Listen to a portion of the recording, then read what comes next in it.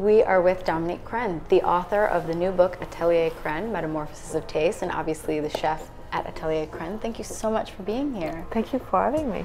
So this book it's a cookbook, but it's not really a cookbook. It's a highly personal book that's filled with stories about your life and your childhood and your father. Tell me a little bit about the idea for this book, because it's really expansive.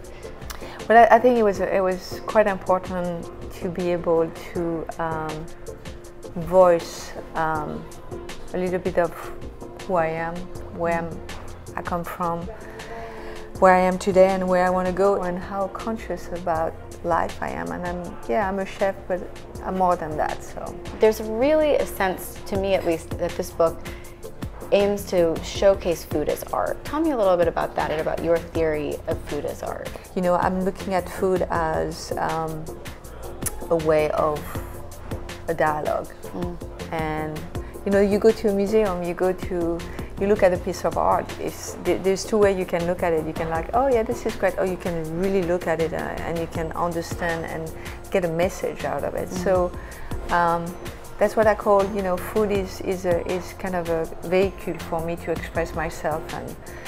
And as an artist, how do you express yourself? You know, through words and through painting and through food. Who do you hope the reader of this book is? And do you hope that sort of amateurs and experts alike can use You know, it? I want everyone from 0 to 99 to read this book. I always say that you get to think before cooking. I want people to think. And obviously cooking is a way of me, it's like I'm expressing myself through cooking, but I want people to like be reflective. This book is very reflective. You know, there's a lot of area where maybe at one point I was thinking a certain way, but I evolved, and then I realized that perhaps the way that I was thinking maybe needed to change. And that's also what I want people to, you know, life is a continuation of lesson and of learning, and I want them to understand that sometimes perhaps when you think about something, be open-minded about other things around you, and be reflective through your life and be conscious. So that's you know, I wanted to share my experience about how I feel about life, and I say very clearly, you know, it's not about perfection. Right. It's about evolution. And you have the book, you have a new restaurant. Does that evolution continue then? Will that Always. be the next book? I mean, evolution is it's a beautiful thing. I mean, the new restaurant is I'm blessed, and I'm very lucky that I was able to continue, you know, a part of myself and to share that with the public. God, there's so many things I want to do.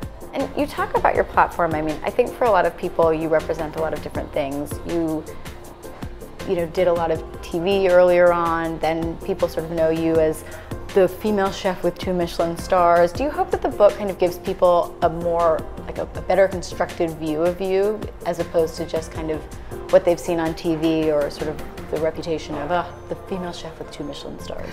Well, I don't think it's about me, but I hope that some people can look can read the book and maybe can find a piece of themselves in the book and realize that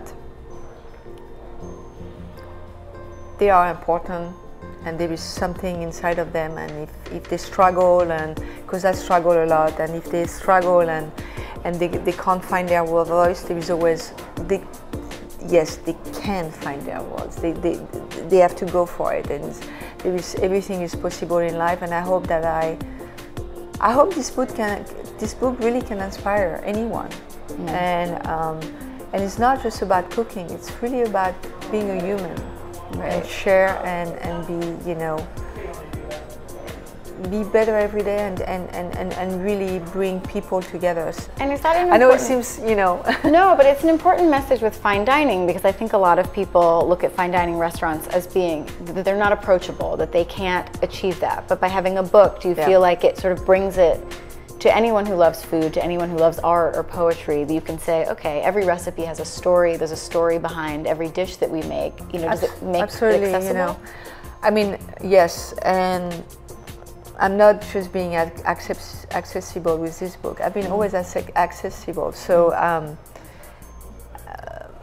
since I was, you know, a little girl, I think it was very important for me to have the contact with others.